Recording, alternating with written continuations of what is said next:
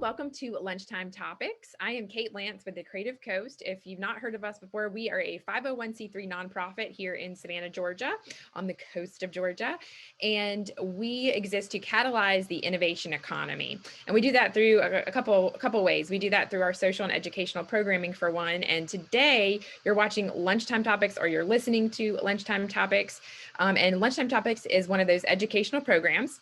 And we bring on a featured guest who shares their wisdom, their business wisdom with the startup and innovative community here in Savannah and the surrounding area. So today's guest, I'm excited to announce, she's coming back. She's been on a few times for Lunchtime Topics. She's got lots of wisdom to share, is the CEO of Elkay Advisors. Lisa Kanda is her name. She is a marketing strategist, speaker, facilitator, and trainer, and she focuses on helping businesses and entrepreneurs learn how to establish and grow their online presence to get visible, connect with their ideal client, and use their digital real estate in a strategic, effective way so they are getting results. So her approach is to demystify kind of, the ever-changing digital landscape to make it easy for her clients to understand while sharing her proven actionable tools and tips.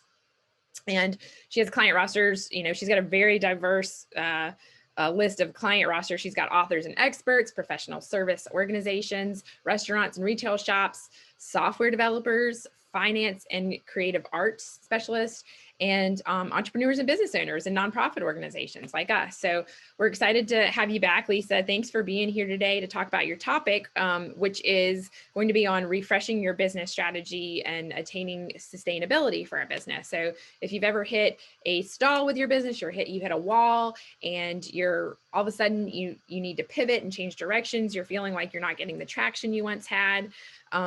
Lisa's going to be talking to us about how she has followed the market as well as her skill sets over the past 14 years to refresh and renew her business strategy. So welcome. Thanks for being here, Lisa.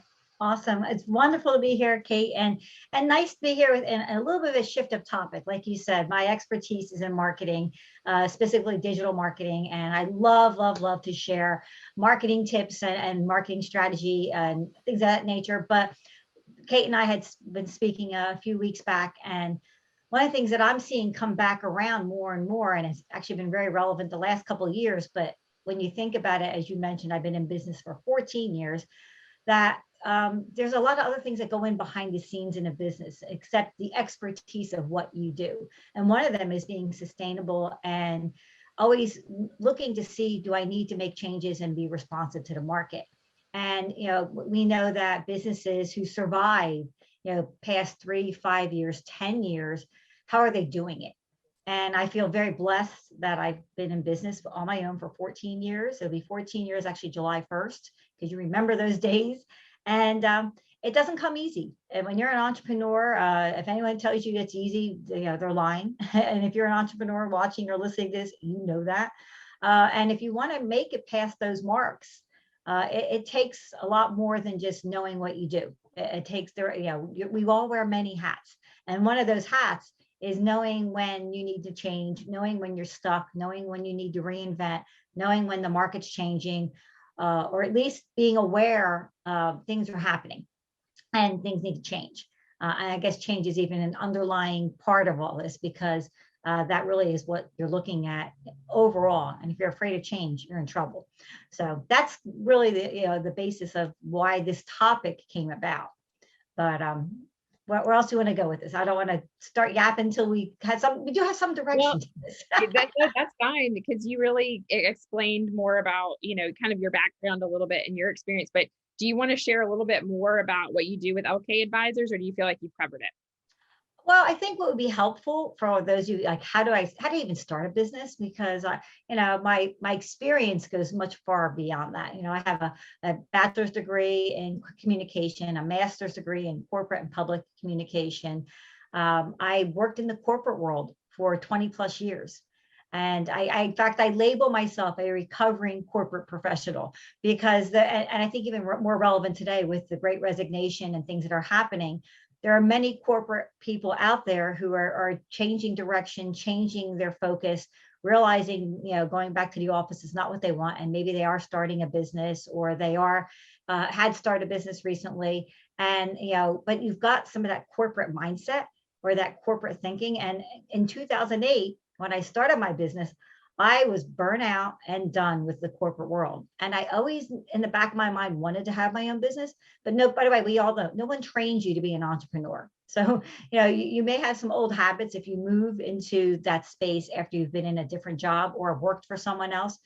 If you're starting up and you're younger, that's a little bit of a different situation. But the point being is, I came from an established place of corporate background, corporate marketing, marketing director and levels throughout all those organizations, where I had a lot of experience in international, nonprofit, professional services. I've got 8 years of law firm marketing experience in my belt. So that was happening, but I knew I wanted something different. But boy, did I pick a really great time, 2008.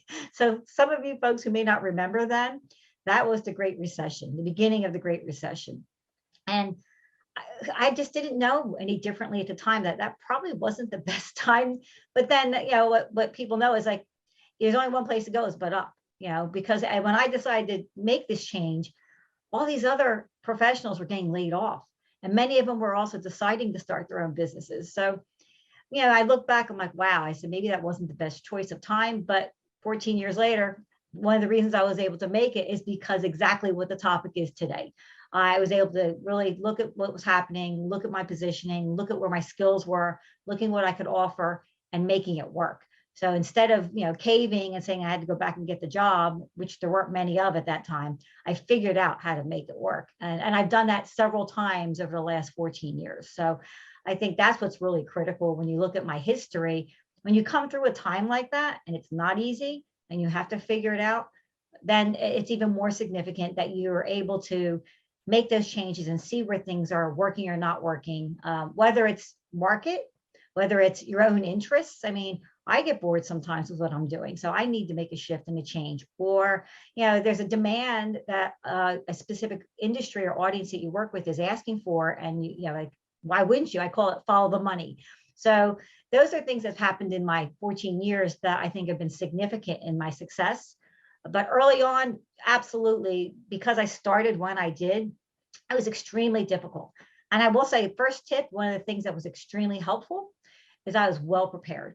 And in that way, I mean, I had 6 months of living expenses saved, so that when I started my business, and I had no income coming in because of the timing, and I didn't have things lined up the way I thought they were going to fall, at least I had that behind me. And and even now today as a business, when you look at cash flow, you don't want to be living, month to month. You need to have some reserves set aside for the downtimes and when things are not going as well, because it happens.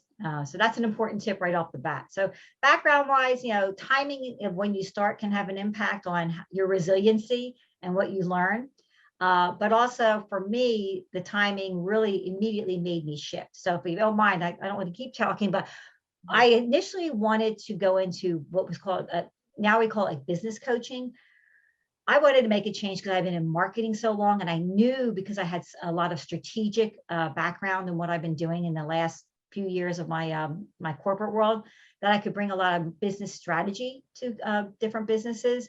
And I had invested in a company and a coaching, not like a coaching company we have now. It was much more established investment, because I didn't have to want to reinvent the wheel. I wanted to use their materials, and it didn't work.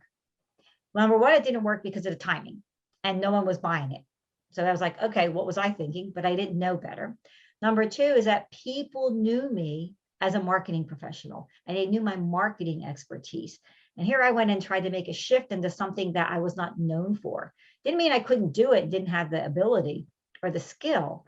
I just was trying to do something I was not known for.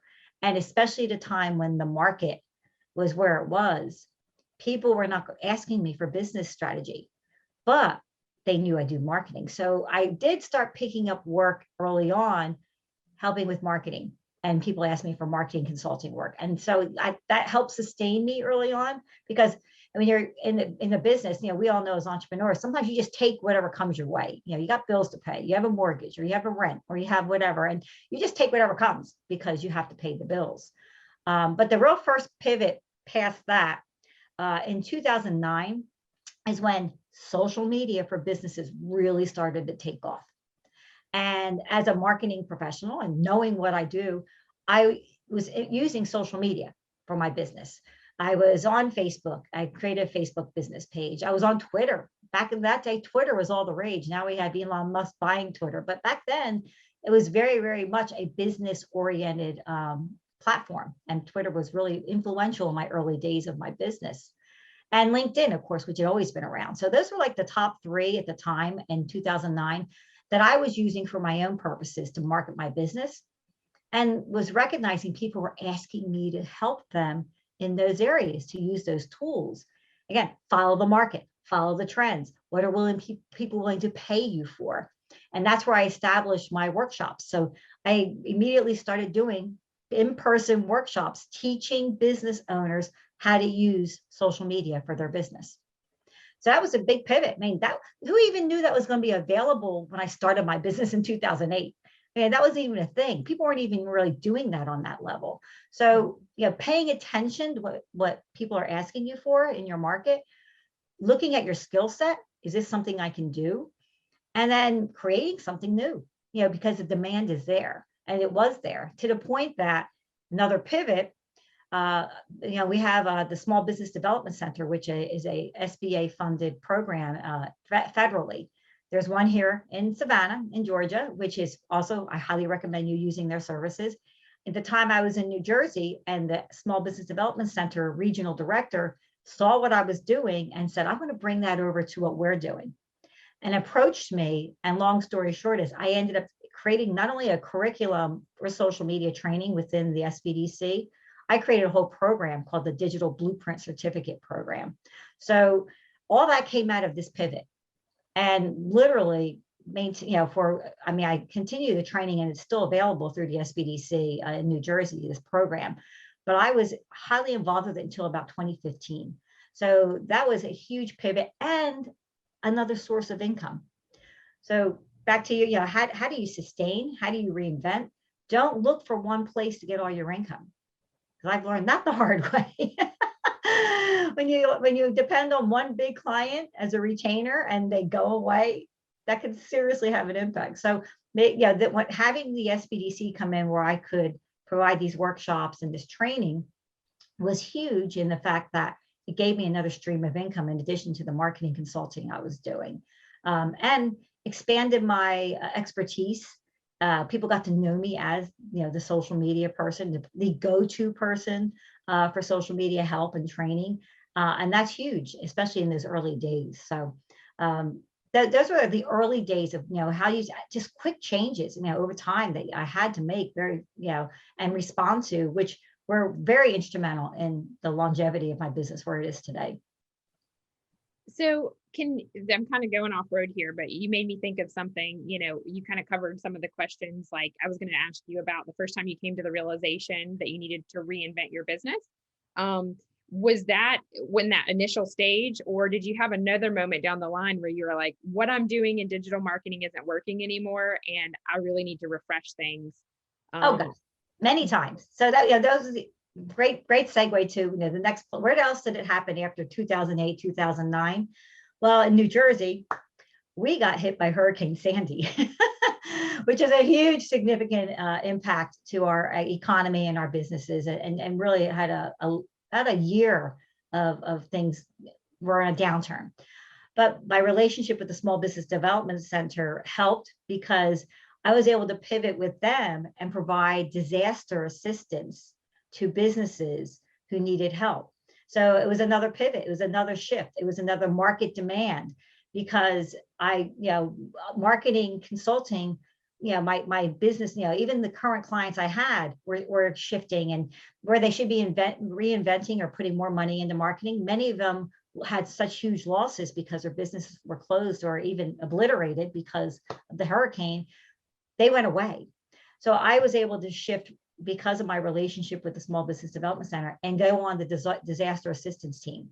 And then I was a huge part of meeting with business owners and businesses who needed help in recovering from the disaster. So I added that to my area of expertise, is disaster assistance and learning about the programs that the SBDC offers in alignment with marketing, because my experience in marketing was where I was able to help them shift, because many of these businesses were not online.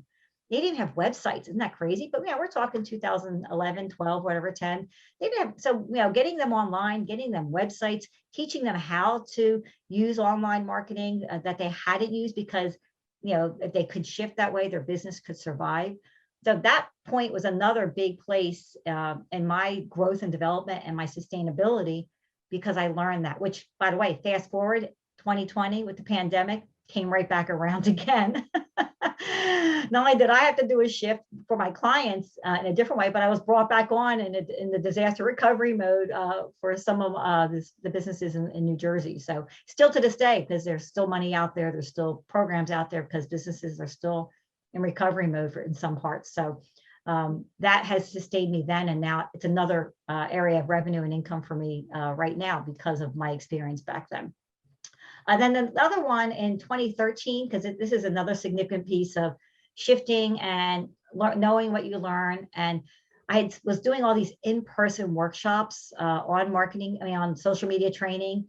And the demand at that point was like shifting to online and courses online.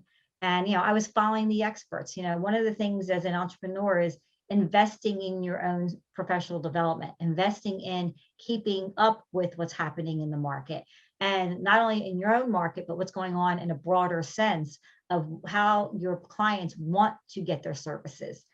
In my sense, online courses was, growing and was an opportunity. And I took advantage of that opportunity and took the workshops I was doing in person and put them online, and created another revenue stream for myself through online courses, and started teaching online through very specific things like Facebook, LinkedIn. LinkedIn was still huge back then, and still is a big part of some of the work I do online. But that was another shift in 2013, was moving to online courses, because people were asking for it, and the opportunity was there to take what I already knew and put it into a different format and delivery system, and create another stream of income.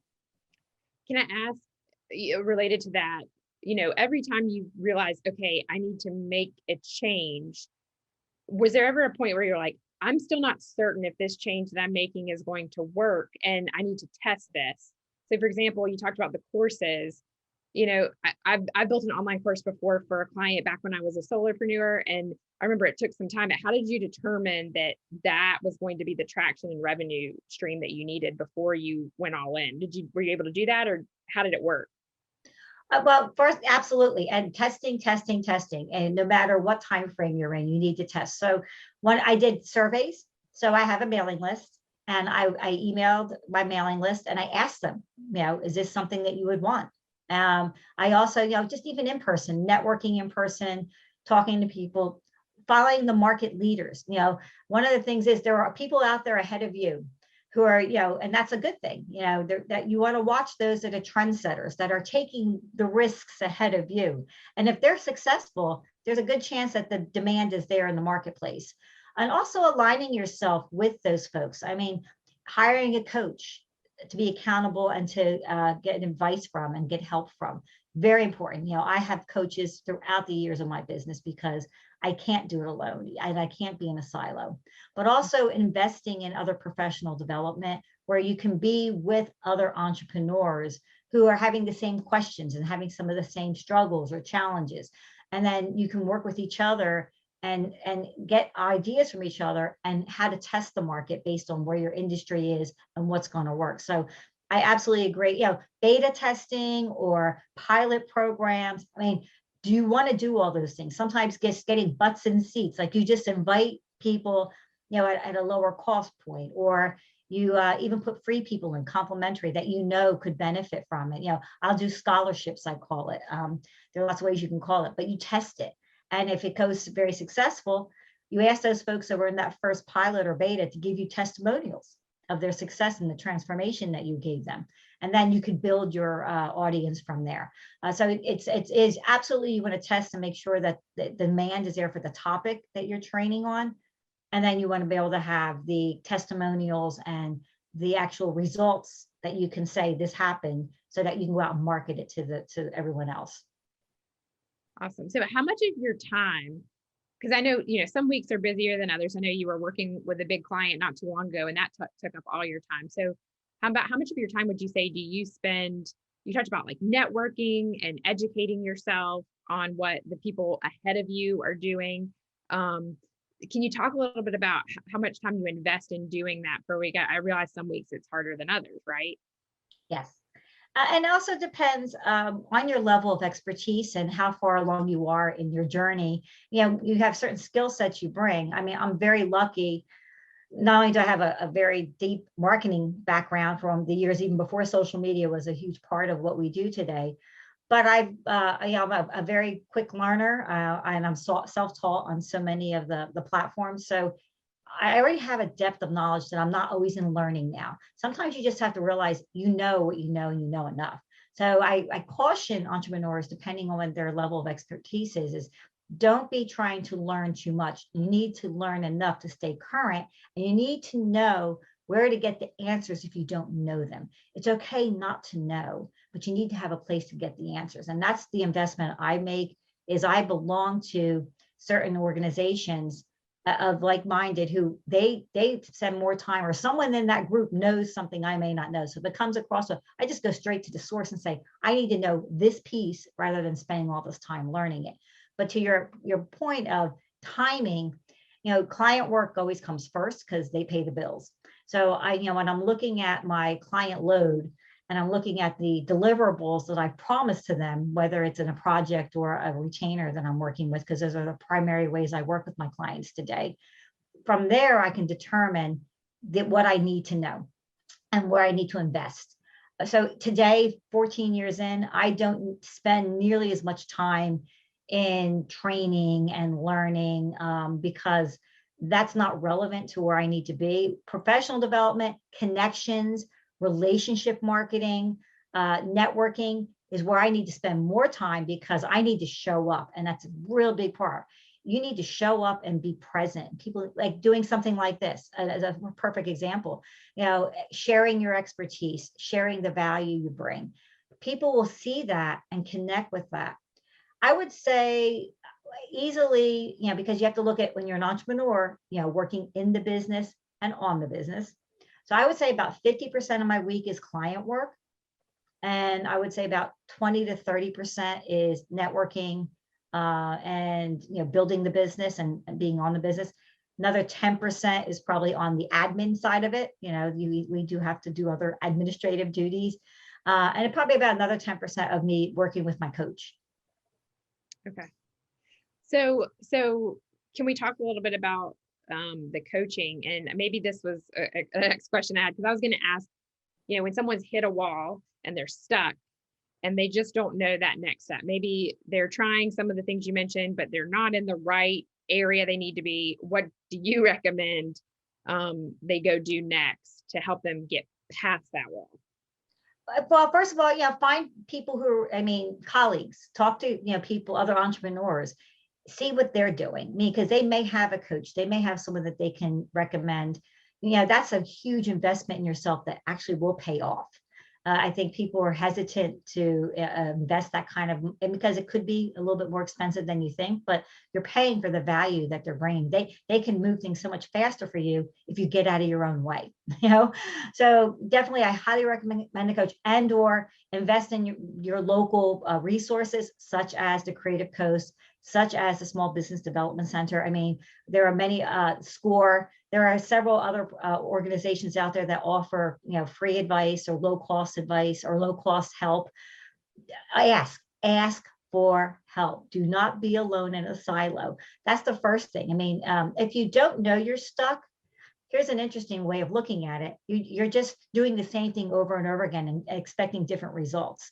So you may not realize you're stuck, but certainly something has to change, because you're doing the same thing over and over, and you want to grow the business. You want more revenue.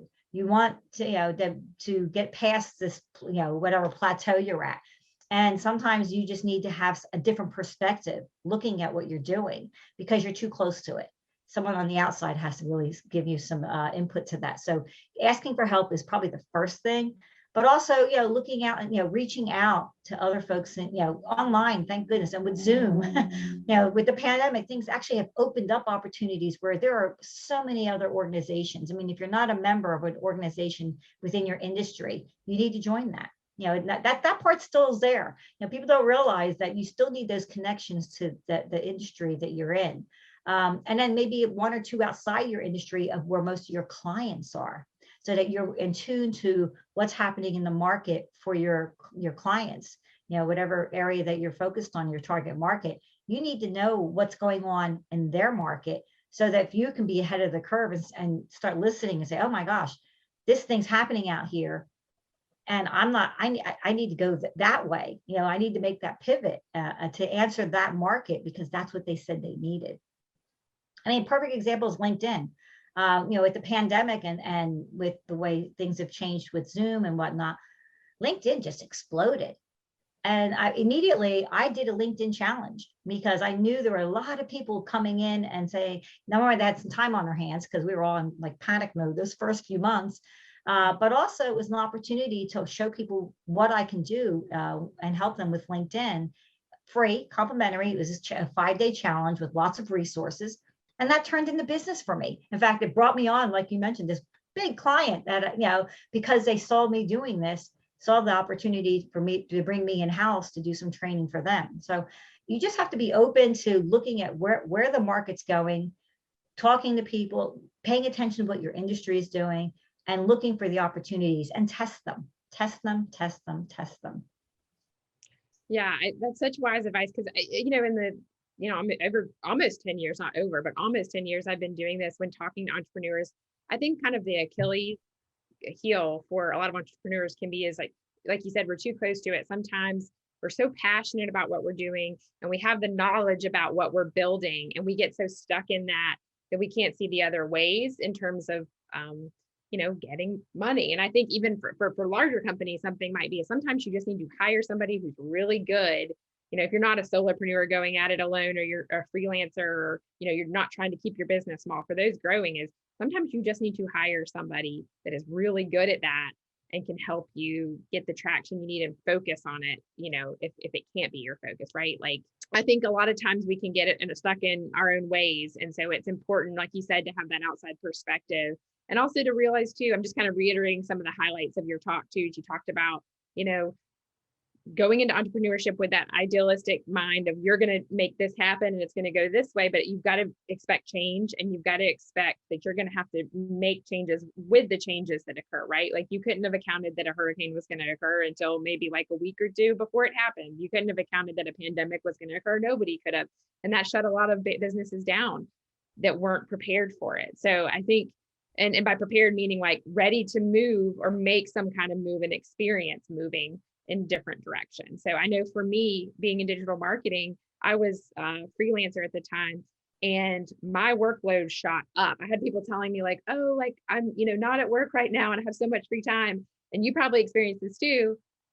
That did not happen for us who were online all the time. Like everything shot up and I was like working more hours than I ever had, and I don't say that to brag or, it was more like, because we were in that realm and we were in the certain market we were in, we were prepared to make those moves. So I do think there's something to that too. And, not being stagnant in our ideas about our business. Anyways, well, we're coming up on 30 minutes here and we were going to keep this a little short and sweet, but I wanted to see, is there anything that we didn't touch on that maybe you really want the audience to hear about regarding this topic? I think we talked to a little bit about sustainability in there, but you've been doing this for 14 years. So this refreshing of ideas has happened numerous times, it sounds like, and maybe there's some more insights you have that you want to pull out of there, but I wanted to give you the opportunity before we close out.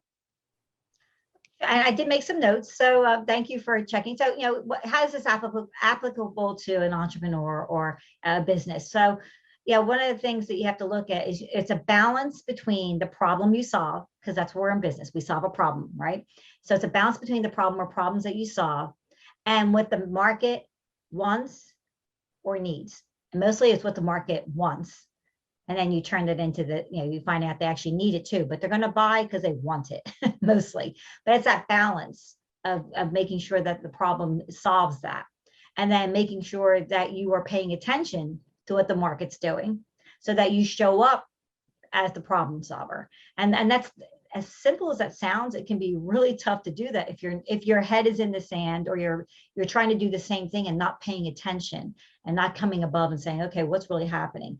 And the example, definitely right now is the pandemic, and some people got really busy and some people, of course, didn't.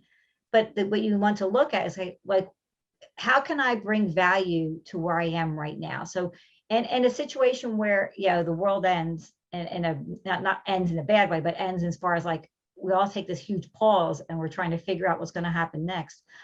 To your point, Kate, is like, I went to, where can I add value?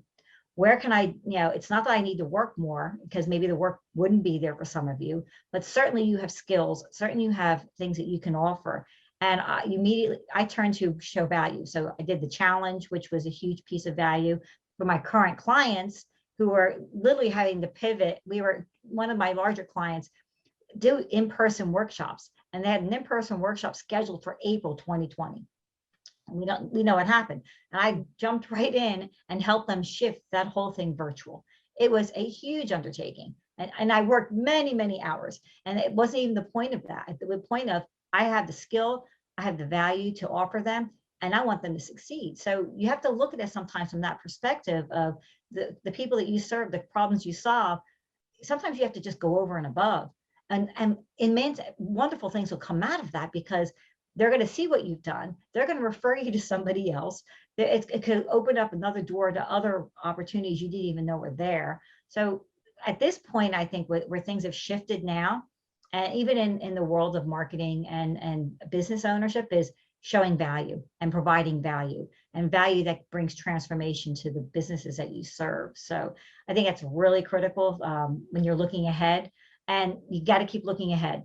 Don't be looking in the rearview mirror, looking forward, not 5-10 years. That's not realistic. I mean, look how many times I shifted in the last 14, but you certainly want to be looking 6 to 12 months out. You want to be looking forward, not staying stuck where you are, looking back. That's cool. That's great advice to end on almost. But I've got to say, but a lot of stuff that you touched on here is, we talked a lot about digital marketing, but again, like you answered in this question, this topic is applicable to all entrepreneurs, and staying relevant and matters. Following your market trends and following your skill sets and staying up on the education you need to continually succeed is important, just to reiterate that. And I'm so thankful you could come in and talk about this topic. It's not our usual marketing discussion that we've had in the past, or your presentations, but I feel like every business really needs to know this, and thinking about the value proposition of their business is so important, and how that changes over the years, like you said. So I see that you've got your connect with me on LinkedIn down there. So, if people are watching later, or which way? That one. There we go. Yeah. So if they put their phone right up to that little QR code, it'll bring you straight to my LinkedIn profile, and connect with me on LinkedIn. And when in your message to me, just mention that you saw this presentation, because then I'll know where you came from. But definitely always, that's my biggest thing, is connect on LinkedIn, because if you're not on LinkedIn, by the way, it's so powerful right now. Highly recommend it. But other social media platforms are also very relevant to all businesses, depending on what your market is. So I definitely would love to connect with anybody watching.